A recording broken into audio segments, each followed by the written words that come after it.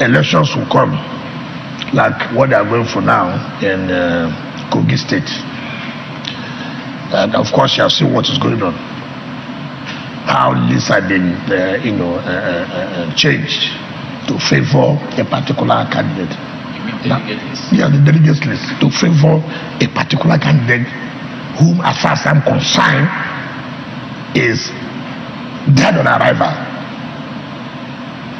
There's no way, if what they are planning happens in Kogi State, where they are toying, they are giving opportunity to Dino Milai.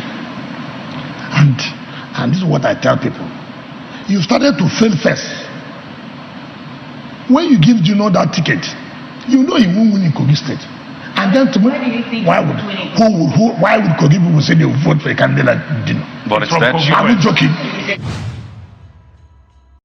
I want Nigerians to know that Wike was my biggest supporter when I ran for governorship in 2019.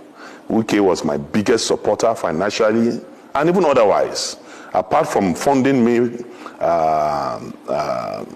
the tune of hundreds of dollars in the last governorship election in 2019, he provided his private jet to drop me in Kogi on the day of the primary. You know, his jet dropped me at Obajana airstrip, understand, from Port Harcourt on the day of the primary.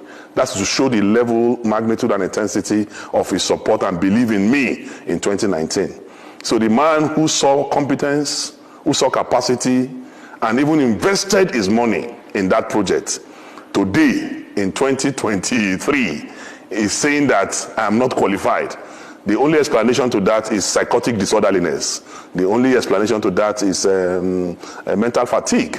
The only explanation to that is that he's having some problem upstairs, because you cannot fund a project few years ago to the extent that your money, your material resources, everything, it was calling me on the day of the primary, what is happening? Have we made it? Have we not made it?